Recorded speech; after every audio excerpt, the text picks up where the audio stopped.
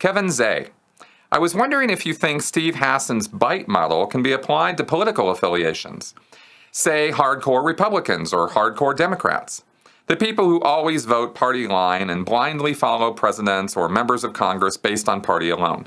Yes, absolutely, Kevin. In fact, there are political cults. There have been destructive cults that have been centered around political figures having nothing to do with religion or religious affiliation or even mystical belief system. It was a political belief system. And I think Lyndon LaRouche comes to mind as somebody who ran a pretty cultic kind of operation for many, many years with people who followed him, even when he was in prison even. And there have been others.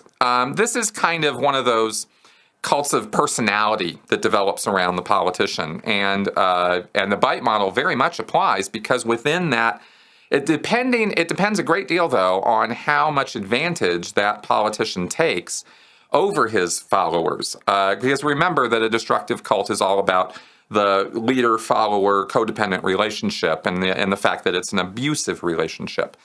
When people go in with informed consent and willingly go into a situation where they're going to be working 18-hour days and not being paid very much, and they're doing it for a cause, that inherently is not wrong. There's nothing inherently evil about making such a commitment.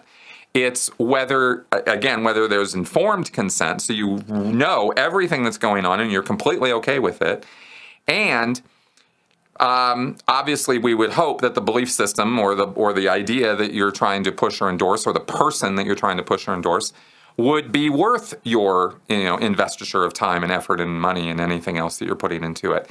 But that's a personal valuation point. We can't really look from outside and go, well, you can say, sure, that guy's wasting his time because Lyndon, the politician X is a dickhead, and I don't agree with his positions.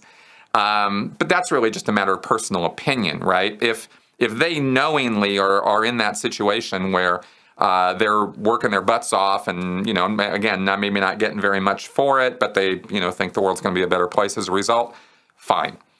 But if they're being taken advantage of, if they are being defrauded of money, if they are being lied to about their commitments, if they're being lied to about what the politician's actually trying to accomplish or do, if he says he's going to be doing one thing and they're there because of that, and then he, betrays them or has been lying to them the whole time, now we start getting destructive cult elements. And if that group starts getting into some real serious us versus them thinking and bubble world type information control, then you've really got the beginnings there of a real live destructive cult.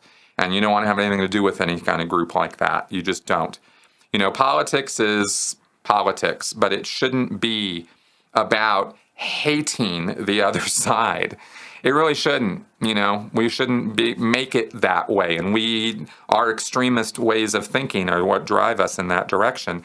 And when leadership willingly and knowingly drives us over the cliff of that, because of that, or using that for their own personal advantage and to hell with their followers, then you have a pretty bad situation there. So it always comes down to context. There's modeling that you can do, but in the end, you have to look at every single individual and every single individual group before you can make an adjudication or real good firm decision as to whether you're looking at a cult situation or a destructive cult situation. So there you go.